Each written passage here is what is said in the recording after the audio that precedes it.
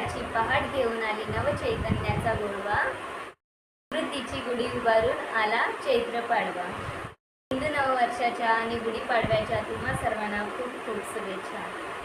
नमस्कार, मी यशवी योगेश शिगवण। आपला पहिला ब्लॉग आहे।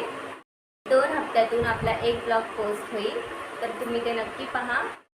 महिन्याचं बाळ आहे, तर आम्ही आधी व्हिडिओ काढले होते, पण ते पोस्ट करायचे राहून गेले होते। पण माझी इच्छा होती गुढीपाडव्याच्या निमित्ताने आपण नवीन वर्षाची सुरुवात करू।